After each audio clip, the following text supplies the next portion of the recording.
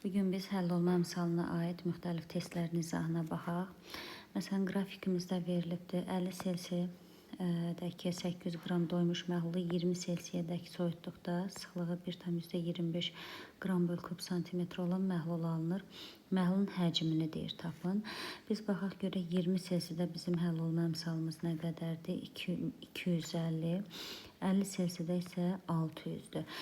Yəni bizim həll olma əmsalımız biz demişdik ki, maddəyə bərabər götürürük. Yəni 1000 qram suda həll edə biləcəyimiz maddədir. Yəni 600 qram maddə həll edirik. Bizim doymuş məhlulumuz 1600 qramdır. 50 dərəcə Selsidə. Buraya yazaq 50 dərəcə Selsidə. 20 dərəcə Selsidə isə 1200 olur. Yəni burada 20 dərəcəyə gəldikdə gəlin görək bizdə nə qədər maddə çökür.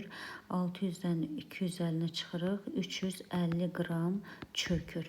Onda yazırıq. Əgər bizim 1600 qram məhlulumuz soyudub 1200-ə gəldikdə 350 qram çökürsə, bu məhluldan bizə 800 qram verilərsə nə qədər çöküntü yaranar? X. X də bərabərdir 175 qram.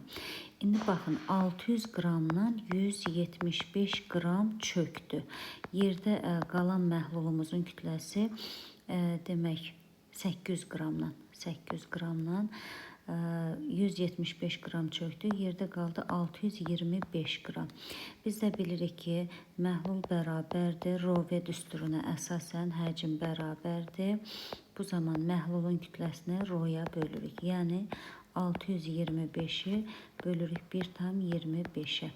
O da eləyir 500 millilitr. Doğru variant A variantıdır.